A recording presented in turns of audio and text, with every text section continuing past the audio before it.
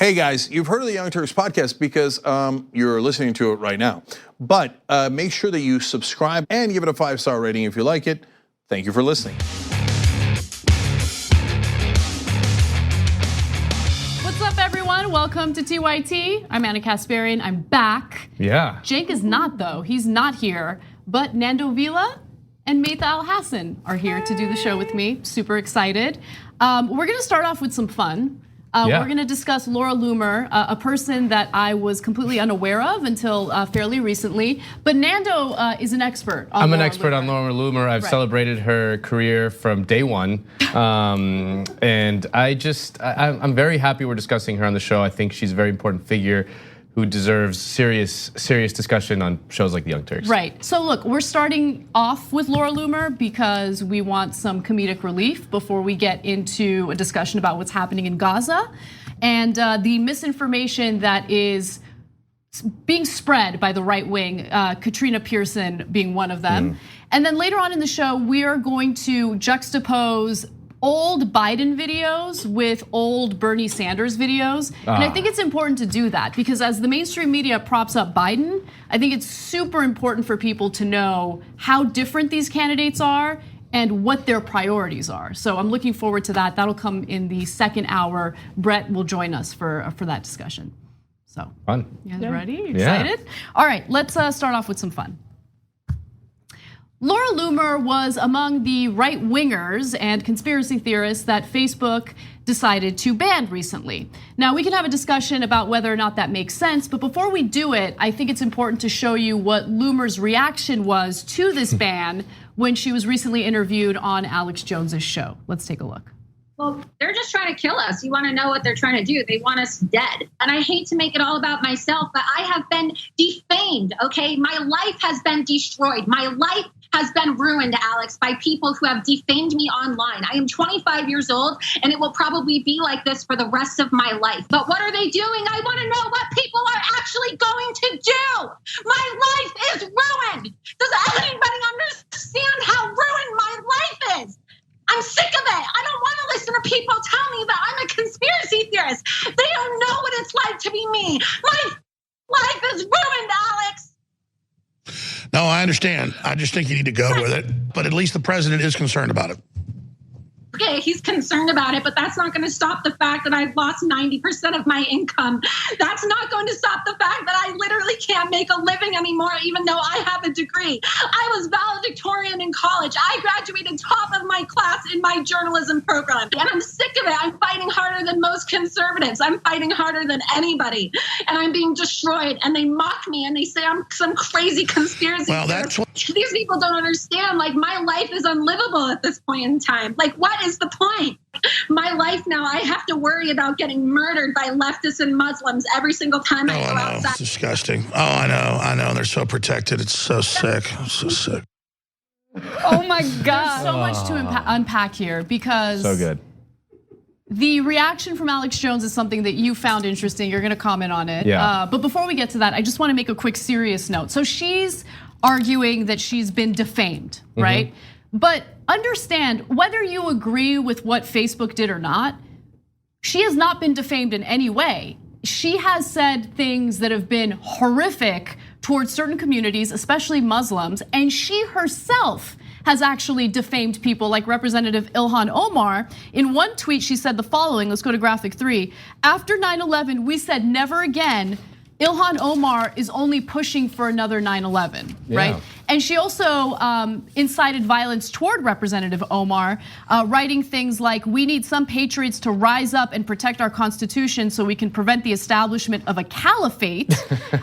Trying to push this narrative that a Muslim lawmaker is gonna push for a caliphate. Obviously, that is not what Representative Omar is doing. So while she's crying her crocodile tears, and arguing that she's being defamed, she has made money from defaming others and inciting violence toward them. So I just want to make that serious point. And now let's have fun. I mean, you're a new. I know. Yeah, I was just gonna say I'm one day old knowing who Laura Loomer is, but just a quick survey of the things that she's done to be provocative, to be disruptive. This seems like you dealt it. deal with it. Right. I You mean, smelt it. I smelt Never it. smelt So it, yeah, don't it? Yeah. I'm proverbial. I'm Right? so bad at proverbs. Anyways, there's just so much to dig into. One thing is that if we could at some point get a screenshot, a grab of the image of her on Alex Jones' show and Alex Jones, because then that's like the Facebook 20-year age challenge. If she continues to be that riled up, that's what she's gonna look like. Yeah. Why are you defending Alex Jones's face.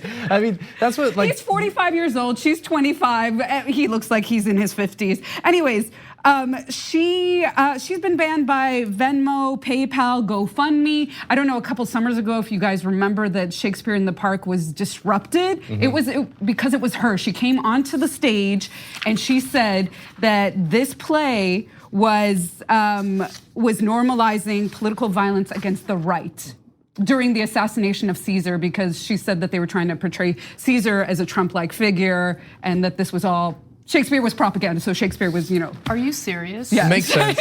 If you think about it, it makes sense. I mean, I just love Alex Jones's reaction was like, Alex Jones is like, who is this crazy woman on my show? Like, I mean, if your rantings make Alex Jones think you're insane, then it's you're doing a really good job. I mean, I think it's worth reminding people that Laura Loomer chained herself to Twitter HQ, and it's like to protest her banning from Twitter, like she was like Mahatma Gandhi, protesting British colonialism, and she snuck into Nancy Pelosi's house and camped herself in the backyard to protest immigration. Yeah, that story, I was completely unaware of that, and I have to be honest, I can't imagine anyone else getting away with something like that. You're trespassing onto private property, the private property of a lawmaker. I mean, if that was a person of color, let's keep it real, he or she would be gone. Murdered, yeah. right, Absolutely. and then even if they're trying to walk into their own house, like Henry Louis Gates tried to do in his Cambridge home, they also could potentially be arrested for trespassing. So. Right. But let's talk about who the real victim is, Maytha. And the real victim here is poor Laura Loomer. Let's hear a little more from her. Do people not understand that those of us who have been silenced have actually taken legal action? Oh, I don't think they get it's a total war. I want people to actually do something. Okay, we need your money. We need your support. Help fund my lawsuit. Give me some money to fund my lawsuit. And that's what this is really about, right? Money, money, money. What am I gonna do? Please feel sorry for me. This is my livelihood. But no one pressured you to put out the type of propaganda, the type of lies, the type of incitement that you put out. You did that on your own. And you were warned previously from the very platforms that banned you to just cut it out, cut it out. We want you to stop, and if you stop, we're not gonna ban you, but she continued. In fact, let's go to graphic 2.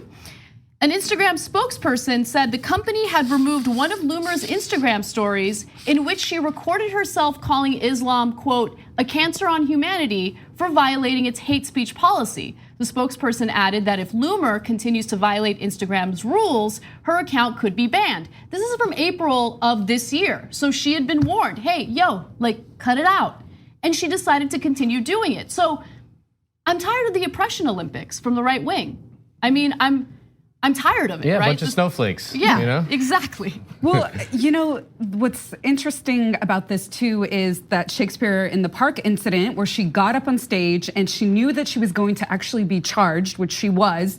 6 hours prior, there was that website, I think Free Loomer, was bought and was activated, and she raised $12,000 to free her. So she's used to getting bailed out all the time for her antics and for getting a lot of media attention for it too, and to kind of come out pretty unscathed. So I think she's dealing with the fact that there are consequences in this world to riling up hate speech. Yeah, I mean, everybody knows that Shakespeare was the original radical Antifa, but I think there is some discussion to be had about the appropriateness of Facebook and Twitter and all these guys like banning right-wing political people, because what's going to happen in effect is that they're going to end up eventually banning a bunch of left-wing people, and it happens all the time.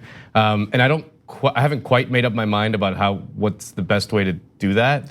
So look, of course, we always go back to the difference between the government and private companies. And so, if you want to bring up the Constitution, obviously the Constitution doesn't apply when it comes to private companies. But that doesn't mean that I don't, that I agree with what Facebook did. So look, for me, there's a line that gets crossed by a lot of right wingers. So hate speech is one thing, and I don't think people should be banned simply for hate speech. But I do think that people should be banned for inciting violence. Because if you're encouraging your followers to commit acts of violence, well then even the US Constitution doesn't protect that. And B, I think that these platforms have a responsibility and an obligation to do their part in keeping communities safe. And so that, for me, that is the line. And so that's why I was in favor of someone like Alex Jones getting deplatformed, because he had been inciting violence toward some of these, Sandy Hook parents. And the Posner family had to move 7 different times because his fans were constantly going after them, threatening them with acts of violence, and it wasn't okay. So for me, again, that's the line. I guess it's just that, in Facebook and all these companies are private companies, like you said, but the internet has become sort of the public square, and the public square that has been essentially dominated by private companies. So it's a very weird kind of situation where there is some, I don't know. Like I said, I haven't made up my mind on it. And of course, inciting violence, we can all agree that that's wrong. But what does inciting violence mean? People said that Ilhan Omar's comments incited violence. Obviously, we wouldn't think that, but that's up to the people who are in power to decide, and they'll decide what that means, and they'll often turn that kind of rhetoric against the left. And and that's just what we've seen time and time again. So I don't know what the right way to go forward is. I think the question is also, if we're operating in this public square scenario, what space are they taking up in the public square? Are they a newspaper stand? Are they a publisher? They're taking money for ads. They're taking money in the traditional way that a publishing company would as well. And there are standards around what information gets viral or trends or gets published. So we haven't been able to determine what these social platforms would be under in terms of jurisdiction. Yes, that's such a good point. And I just want to quickly reference the importance of policies similar to what Elizabeth Warren wants to do, which is to break up these platforms. Yes. Please. Because if you break up the platforms, understand, if you are a publisher of news content, right? That is your main objective as a company. Well, there are certain guidelines and certain laws that you have to adhere to. So for instance, if someone on this show straight up lied about someone else, right? Just slap them in the face. Made something up.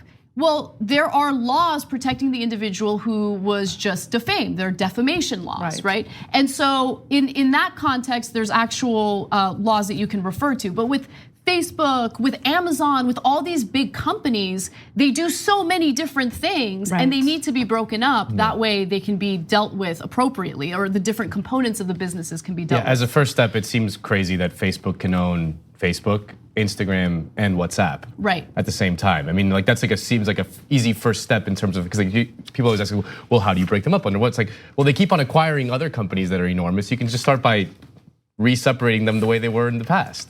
Yeah, I mean, I totally agree. And I do also agree with those who are concerned about what this is doing in hindering conversations that need to be had. Yeah. But again, those conversations that might be controversial should be treated very differently from what I've been seeing from some right-wing voices, where again, they encourage violence or encourage action toward those that they disagree with. And let me give you a list of Laura Loomer's conspiracy theories, because in the middle of her meltdown, she claimed, no, they're calling me a conspiracy theorist. That's not what I am. Okay, that is what you are. Here are some of the conspiracy theories that she spread on social media. She claimed that the shooting in Santa Fe, Texas was staged. She claimed that the shooting in Parkland, Florida was staged. Fun. She claimed that the Las Vegas shooter was affiliated with ISIS, which was not the case. And also that Cesar Sayoc, who was the individual sending pipe bombs to various Democrats and CNN, is affiliated with Antifa, when of course we all know that he was a giant Trump supporter. His social media accounts and also the van that he was driving around in indicated he was a huge He Trump read fan. Hamlet. He read Hamlet and became Antifa. You know what's really wild about these conspiracy theories about the mass shootings as false flags is that they insist that these are happening to introduce gun control laws, to get rid of the Second Amendment, and we've not moved an inch around any of them. Yeah. I know, it's amazing.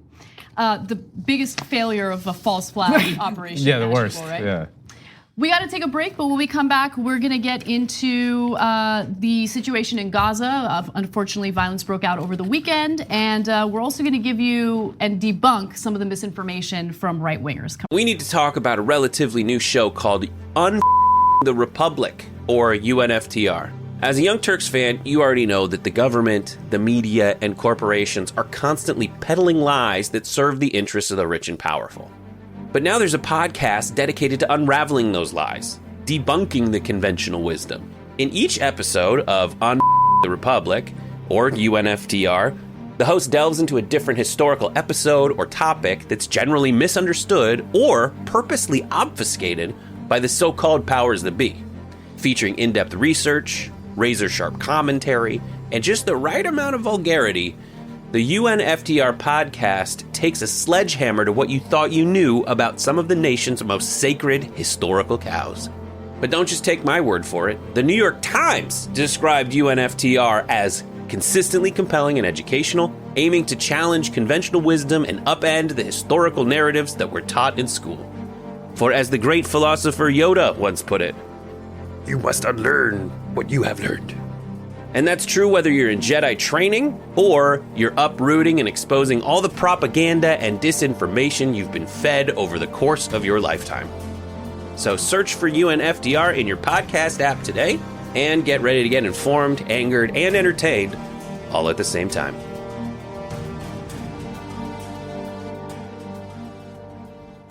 I'm right back. Welcome back to TYT. One of my favorite musical artists, Pitbull, says you gotta spend money to make money. And I would argue that you gotta put your money in a financial institution that pays you interest, and that's what Aspiration does. Aspiration is a financial institution that will pay you 2% interest on your checkings account. I'm serious, okay? They won't charge you fees, and I think that's pretty incredible. So just go to aspiration.com/TYT, open up that account, earn that money, okay? Because make your money work for you. Why wouldn't you do that? All right, I also want to read some members' comments and some TYT lives. Let's start with Stacy.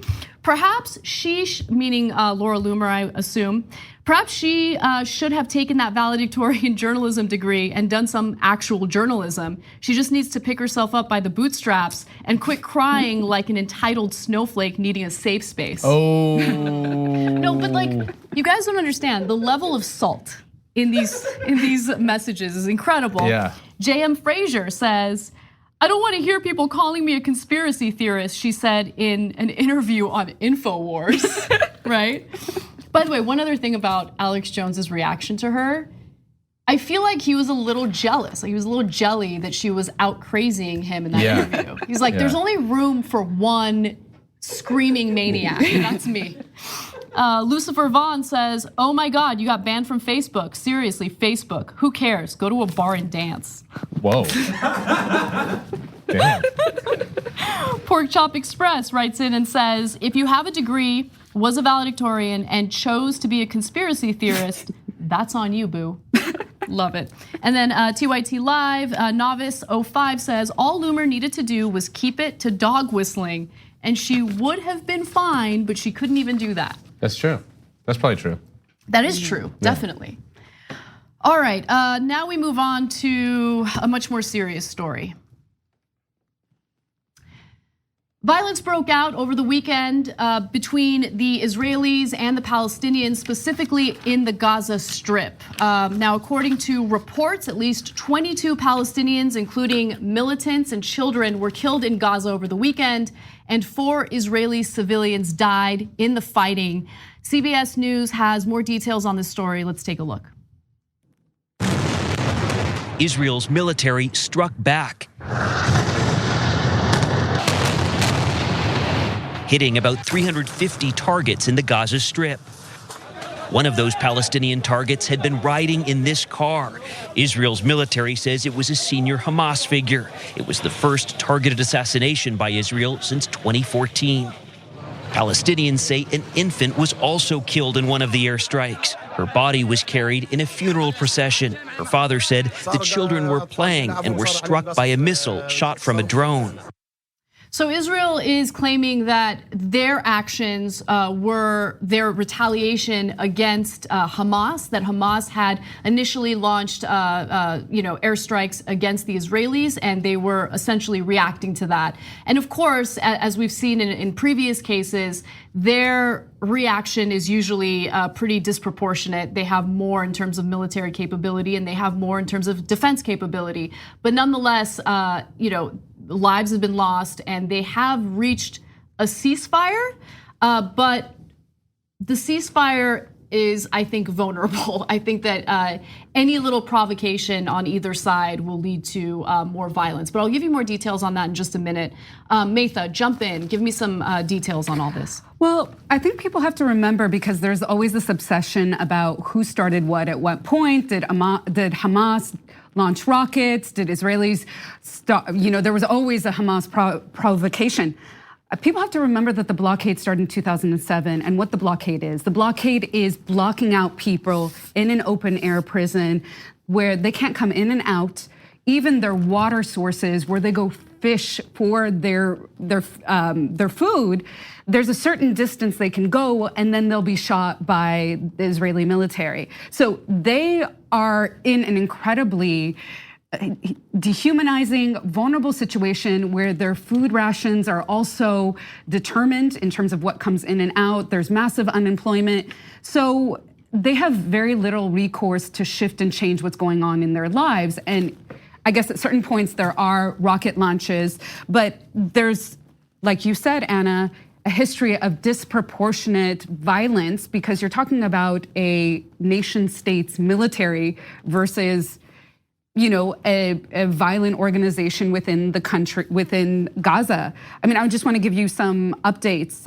You were talking about 24 people were killed on the Palestinian side, 4 Israelis, and that includes 2 pregnant Palestinian women and the 15-month-old that you saw. But also, if we go back, the report mentioned 2014, there were 2,104 Palestinians that were killed, 495 children, 72 Israelis, and you keep on going back 2012, 2009, and you see that same kind of disparity in terms of lives lost. So you have to ask yourself, what is different between the two sides, and how can that help us move forward on a path towards peace? And usually it's not that the side that has the least amount of military grade equipment has the burden of doing the most restraint. It's usually the one that is carrying. Right, and also I think that it's important to put yourself in the shoes of people living in the Gaza Strip who are dealing with the ramifications of that blockade. So it's easy to say, well, Hamas struck first and they get what they deserve, which, and I'm not trying to say this to excuse what Hamas did, but you have to understand the motivations behind what they did. Because if you create a situation in which a group of people are desperate and they feel like they have no other choice, well, of course they're gonna act out in the ways that we've seen. And instead of thinking about, hey, this is a symptom of an issue that we need to find a solution for, Benjamin Netanyahu's reaction has been to be even more brutal and more cruel toward the Palestinians in the West Bank and Gaza. And I think the other thing that you have to realize is they're in a blockade, and people assume that people are in a territory that they are from. 70% of the people in Gaza are refugees from other parts of what is quote unquote Israel, right? And so they are being cut off from their family members. They're cut off from where they are from, and like you were saying, cut off from the rest of the world, including food sources. So you have to imagine this is like a prison uprising, right? Prison uprisings can be violent, but they come from somewhere. They come from certain kinds of conditions that people are living through. Yeah, I mean, the whole situation is unbelievably depressing. I mean, there was just the elections in Israel very recently, and it was, Netanyahu won again, but the election choice was basically between the extreme right-wing Netanyahu and Benny Gantz, who also supported the occupation, is not really calling for a two-state solution or anything like that, which was the sort of mainstream position throughout my whole life. Right. And now the de facto conditions on the ground make it seem like the two-state solution is a pipe dream. Like they've created the conditions where that just can't happen at this point. Exactly, and that cycle of violence will only continue unless there is, at least a consideration to change course by the Israeli government. And what Netanyahu and the Israeli government is doing right now is putting the lives of Israeli citizens in danger. Understand that. He is doing that. If he genuinely cares about the lives of Israelis, he would, first of all, at least consider changing course and consider how his actions are leading to these uprisings that we're seeing by Palestinians. But of course, he's not interested in doing any of that. Let me just quickly talk about the ceasefire. According to Arab news reports, a new ceasefire was brokered by Egypt and the United Nations. This is being reported by the New York Times, and it includes measures to ease the acute economic crisis in the impoverished Gaza Strip. And I want to give the New York Times a little bit of credit because they're finally at least mentioning the fact that there are serious economic issues that the Palestinians are facing.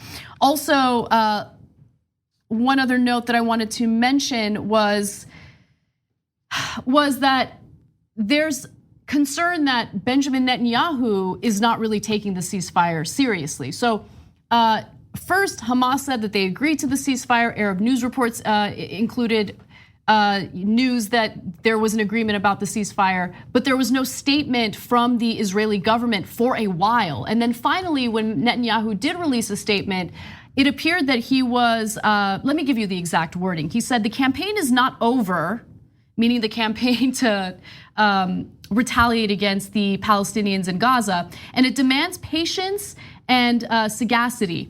We are prepared to continue. The goal has been and remains ensuring quiet and security for the residents of the South, meaning Israel. I send condolences to the families and best wishes for recovery to the wounded.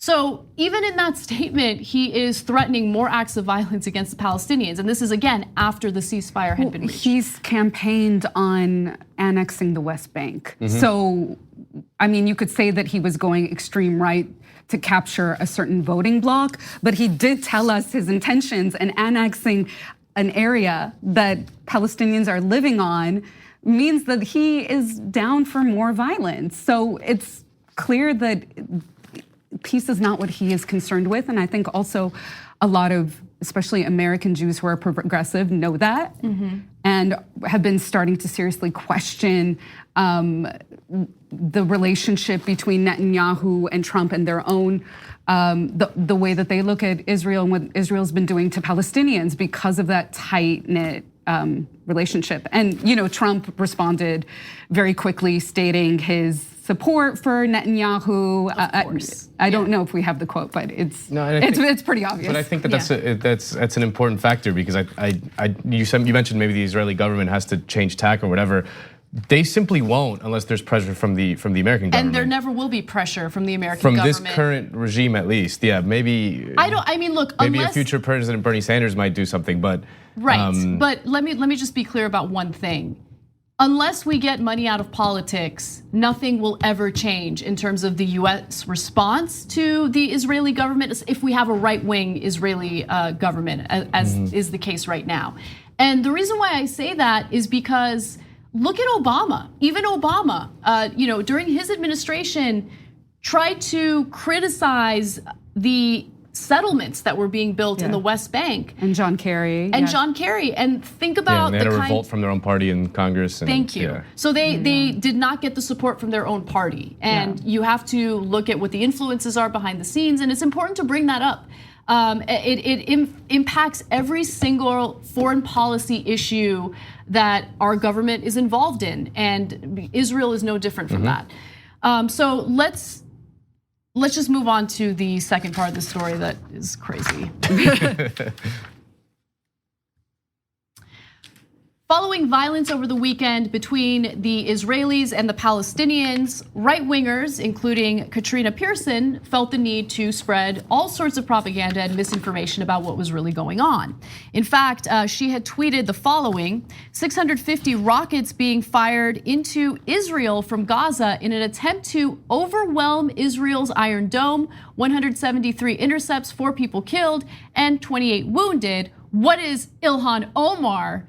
Or what is her response to this violence? Will she condemn it? Okay, so that was the text of the tweet, and she also included a video. And this is the video that she included. Let's take a look.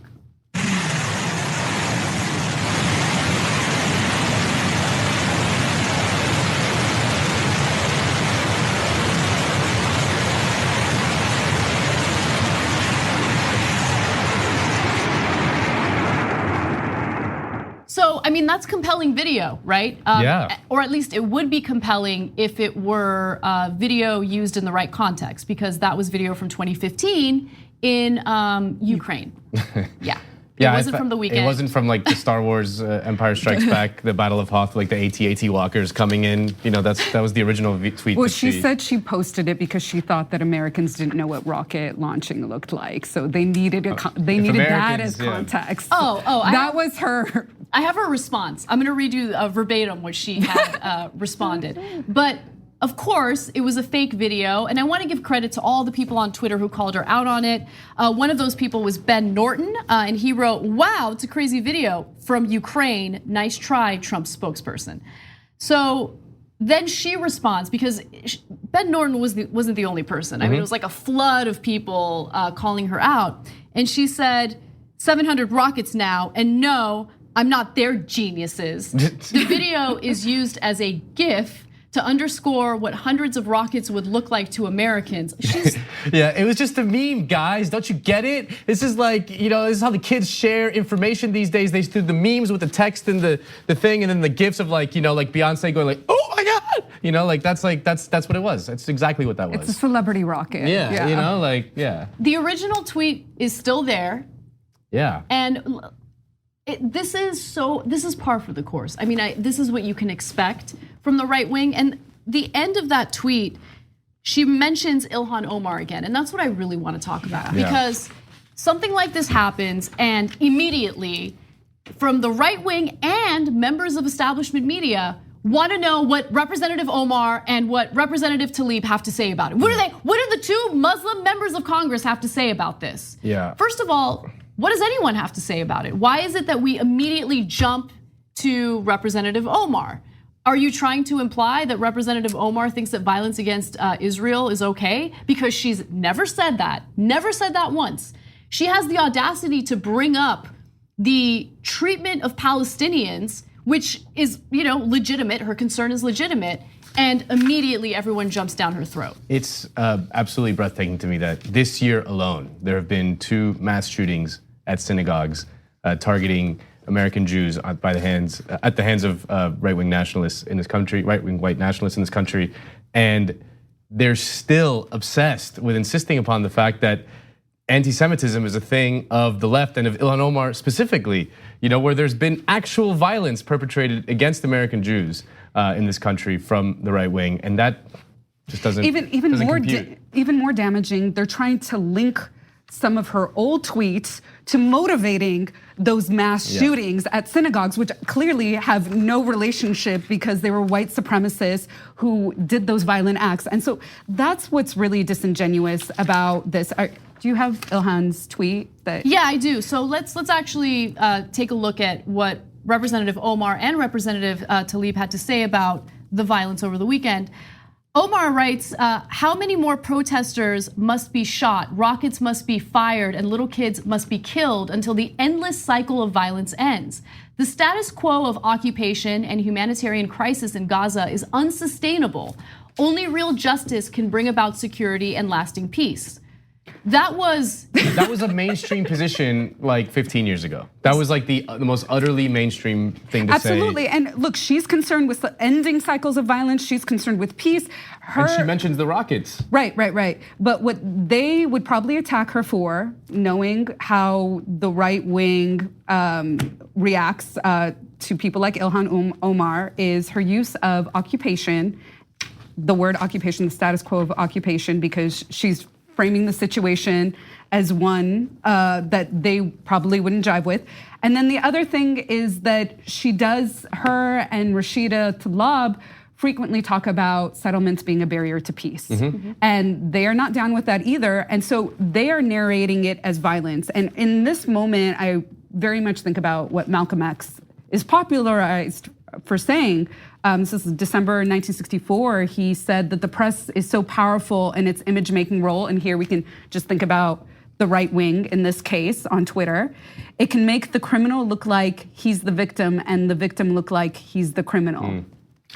Wow, I mean, that definitely applies to this situation. If there isn't a serious attack on Omar or Tlaib's life, like within the next 5 years, like I'll be absolutely shocked. Like at this point, like with the president and his tweets about Omar and what like the entire, I mean, and in many ways, the way the liberals have kind of provided cover for the criticisms of Omar, I mean, they're just creating a situation in which something bad is going to happen, and it's absolutely shocking. And listen, there are other Muslim members of Congress, but they don't receive this kind of hate because they're not women of color. They're not women of color who refuse to step down after they've taken a position. And like Ilhan Omar has said, I didn't get elected to Congress to be silent. I got there because my constituency believes in what I'm arguing for on their behalf. Right, exactly. So they knew who they elected, and I like the consistent attacks on her and Rashida Tlaib are just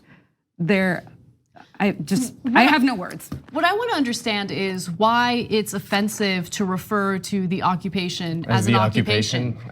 Because it's accurate it's one of and those, it's truthful. Like, words have no meaning thing anymore. You know, like, you know, what's going on in Venezuela is not a coup. What's going on in Gaza is not an occupation. It's just like we can just change the meaning of words when it's like, I mean, I've been to the border of the Gaza Strip before, and it's like, you know, that doesn't look like a free, open society. It looks like an open air prison, like you said. Well, because when you use terms like occupation, it is a violation of international law. You know, Amnesty International has called the blockade on Gaza an illegal blockade. And I think that's the thing that they're up against, which is that these international organizations have laws that aren't necessarily enforceable, but they are globally damning. Yes, that's very true. And I want to make sure to read Rashida Tlaib's response to what happened over the weekend.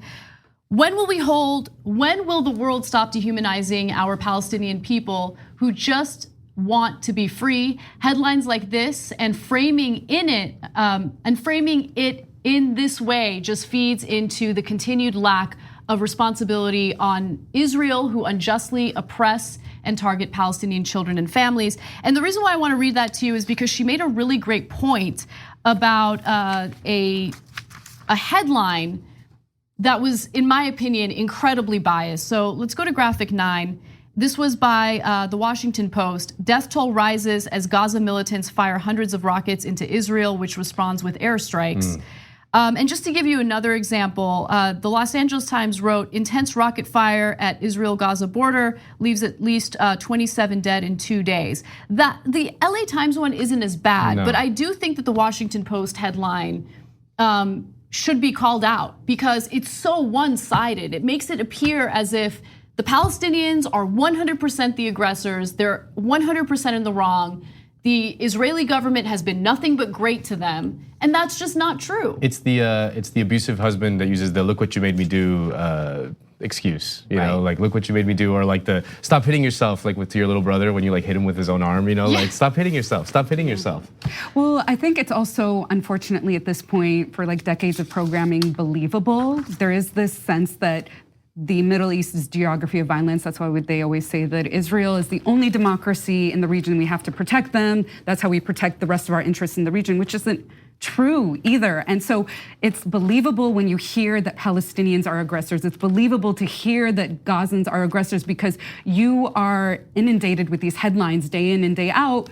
And so that's when it becomes irresponsible, is we can't have a vision of a humane sort of telling of what the Palestinian side has suffered. When we come back from the break, I will share with you a story involving the US government provoking Iran into war. Fun. Lots of fun, yeah.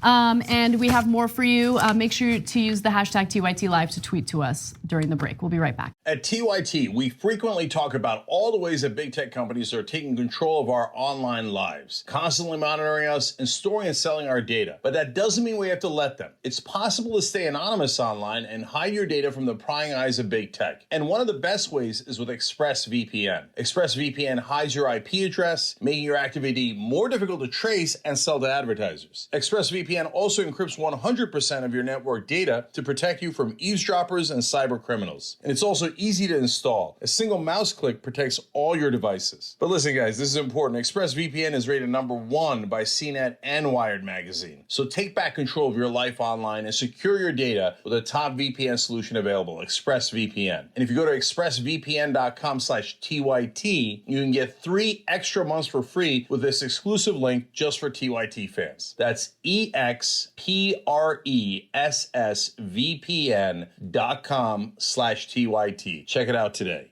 We hope you're enjoying this free clip from the Young Turks. If you want to get the whole show and more exclusive content while supporting independent media, become a member at tyt.com/join today. In the meantime, enjoy this free segment. Welcome back to TYT. Nando Vila and Maytha Al-Hassan join me. So I want to just tell you a little bit about a cool website that helps you build your own website. Wow. Known as Squarespace. Wow, the website Yes. that makes you build websites. Yes, It's like that helps you build websites. And I've used it myself to build my Really? own website. Yeah. I just transferred mine from one place to Squarespace. Did you really? Wow. Squarespace is the best. And guess what? Since you watch the show, if you choose to use Squarespace to build your own website, you get a little bit of discount, okay? So if you go to squarespace.com/TYT, you get 10% off. Boom. Boom. And even better, you can buy your URLs through Squarespace. Wow. And build your website through Squarespace. It's a one-stop shop for website, wonderfulness. So check it out. I'm gonna buy the Nando is cool URL that I've been wanting to for my entire life. I can finally do it with Squarespace, and I get 10% off. Oh my God. I bet you that's already taken. Nando's cool. I don't know. We'll see. By my mom. All right, and then someone tweeted in and gave us some incredibly important intel. Fact check. Little fact check. Yes, thank you, Drew. Drew tweeted to us and said it's worth noting that Loomer didn't graduate valedictorian. Shocking. I know. She lied about that? Coming out of her mouth is not true. According to an interview she did, she was kicked out of school a month prior to graduation for a stunt she did with Project Veritas. Of course, James O'Keefe was involved somehow. He's in everything. I was valedictorian in college. Oh my God. All right. I was captain of the football team in college, by the way, starting quarterback. That was me. Did you do any sports in college? No. No? Yes, I was starting quarterback of Boston College Eagles. We were #1 in the country. Did you do any electives in No, I was a very bad student in college, and I just kind of coasted through and didn't do. And I regret that deeply. So kids, if you're in school right now, do as many electives, do as many extracurricular activities, go abroad, do sports, go see the talks that your college provides. I didn't do any of those things. Yeah, I mean, it's because college students, for the most part, are super young Yeah. and they want to have fun. Yeah, Like, that was me. Anyway, this is a post-game topic that I really want to get into at some point. But right now, we got to talk about Iran. John Bolton, Donald Trump's national security advisor, is a warmonger, certainly a hawk when it comes to foreign policy, and it appears that he is now provoking Iran. And of course, there has been this push to engage in war with Iran, not just by the Israeli government, but also certain members of the Trump administration. Now, of course, Donald Trump famously ripped up the nuclear deal that the Obama administration had, agreed to with Iran, and now we're finding out that the U.S. government is deploying the USS Abraham Lincoln Carrier Strike Group and a bomber task force to the U.S. Central Command region to send a clear and unmistakable message to the Iranian regime that any attack on the U.S. or U.S. interests or on those of our allies will be met with unrelenting force. That is an exact quote from John Bolton. Now, is Iran threatening us in any way? No. No. Is Iran serving as an imminent threat to the United States? No. No. So what the United States is doing right now is provoking Iran, plain and simple. They have not taken any type of action against the United States. Now, the deployment has been ordered as a deterrence to what has been seen as potential preparations by Iranian forces and its proxies that may indicate possible attacks on US forces in the region. And that's according to an unnamed US official who spoke to Reuters. However, the official, speaking on condition of anonymity, said the United States was not expecting any imminent Iranian attack. Oh, it's important caveat there, very important caveat. You know, John Bolton, who looks like the father of Charlie and Willy Wonka and the Chocolate Factory, or the grandpa, is the grandpa, right? Or like some sort of like old train conductor, you know? He, along with a huge swath of the national security establishment in the United States government, has been aching for war with Iran for decades, Absolutely. Basically since 1980. And it does feel like they're inching closer than ever. And that should be a terrifying prospect for any of us, because war with Iran would be very, very bad. Like if you thought the Iraq war was bad, war with Iran would be really bad. That is the country you do not want to mess with. They are real. Well, there's a huge difference between Iran and Iraq, and let's just be clear. Not just one letter. That's true. Iraq has been a complete and utter disaster, but Iran would be worse because its military capability is far more advanced and yes, stronger than that of Iraq's. So, but here's the thing. I mean, people like John Bolton, I would argue, love perpetual war. Oh yeah. So I don't think that the difficulty of conquering Iran is the bug. I think it's the feature. The feature, absolutely. Well, I mean, all these hawks, including Pompeo and Bolton, they are in favor of managed disaster. So that's what they get profits from in terms of like contracts, war industries, and also, I mean, this is a clearly veiled advocacy for what Saudi Arabia wants. But it's also something that we don't understand in the US in terms of like what's happening with the sanctions that are proposed in terms of the export of crude oil, and also in terms of what Iran said it would do in response, which is to block the Strait of Hormuz. That's what this is really about. So I'm gonna read you one more part of the Reuters report that I think is super relevant, and then Maytha, I'd like you to jump into the oil issue, because that's really at the heart of what's going on here. Shocking. Now, Reuters reports that Bolton cited no specific Iranian activities that have raised new concerns. So again, they don't serve as a threat. They're not an imminent threat. Bolton himself can't cite any type of threat coming from Iran. But as is the case with Venezuela, oil is at play, especially when it comes to Iran. So Maytha, jump in and give us more details. And I believe I stated it incorrectly, Strait of Hormuz. If we could throw up the map, because I think it's really great to break down the geopolitical situation of the Middle East and where the strait is, so you could see also what the interest for Saudi Arabia is. So these are images of the shipping of the oil. So 40% of global exports from the Arabian Gulf flow out this way and flow to Asia. So this would be putting China, India, and other people who receive these exports in jeopardy, basically. And that's not good in terms of just war with Iran, but where the US is in terms of its precarious position constantly with China, especially with the current president that we have. But the other point, which is important and why this map is up there, if you can see where the strait is and this eastern part of Saudi Arabia, they call this the Shia Crescent, Iraq, Bahrain, they are afraid of this blockade because they think that there could be an inspired Shia revolt. In Saudi Arabia, on the eastern province where there is the most oil reserves in Saudi Arabia. So there is all this concern that's really never publicly discussed or acknowledged in US politics. And we should know about what we're gonna get ourselves Right. into should this escalate. And it's very similar to previous conflicts that the US has dragged the country into, where there's this facade of, oh, we need to spread democracy, we care about human rights, we care about stopping terrorism, whatever excuse the government will use to either invade a country or get involved or intervene in a conflict in a different country.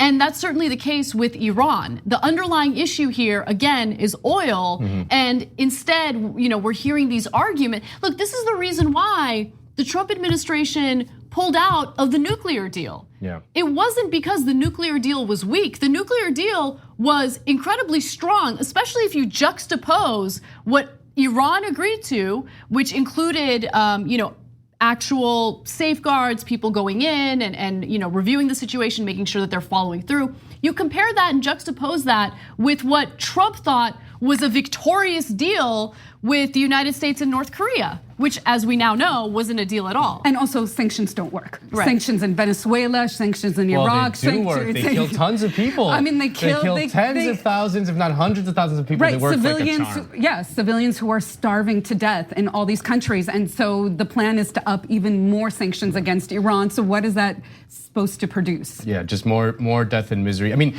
like you said, the Iran nuclear deal was perhaps, in my opinion, perhaps Obama's greatest single achievement as president. And just the possibility of peace between the United States and Iran, which has been sort of threatened for 30, 40 years. And it was just incredibly dispiriting to see the Trump administration unilaterally pull out of the deal, to see the mainstream media largely kind of be silent about it, and to see basically every single Democrat in Congress support it. I think it was only Bernie Sanders that voted. Bernie Sanders, like 2 others, to vote to block to continue the Iran deal in the Senate, which was President Obama's signature foreign policy achievement. It's just like it shows how in the realm of foreign policy, bipartisanship is alive and well for the most part. There are some differences between the parties, but for the most part, there is kind of broad agreement, and we're seeing it in Iran, we're seeing it in Venezuela, we're seeing it all over the place. That's a great point, and it always comes down to US economic and business interests, right? It always goes back to US industries, what they want to do in terms of increasing their profits, and how much they're willing to give these politicians in lobbying to encourage them to push forward with these bipartisan resolutions or efforts or policies when it comes to foreign policy. When you talk to people who know Washington well, like the inner workings of Washington, they always tell you that money from the Gulf is just sloshing around Washington all over the place, and in quantities that you can't even imagine, from like Saudi Arabia, Bahrain, whatever. All these states are they're pouring money into Washington to influence politicians through lobbying and all kinds of other ways, think tanks and all kinds of other ways. And you see that this is the net product of that. This is the end result of that effort, and it's just. And finally, I want to just quickly mention that even though the United States did unilaterally pull out of the Iran nuclear deal, the other countries that were involved, including Germany, refused to do it. And Iran, at that point, really had no incentive to follow through with the deal. Of course. But they continue to follow through with the deal. And I think that's important to keep in mind as these politicians continue fear-mongering about the danger that Iran serves.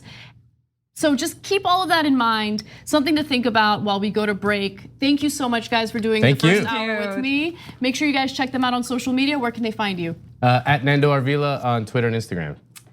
At Maytha, Maytha, Alhassan, Alhassan. Somebody took Maytha from me, and they have like 7 followers. So and they won't give it back, right? Well, they didn't necessarily take it from me. That sounded very. It was taken from you. Like somebody established it first, and I'm resentful. You have been defamed.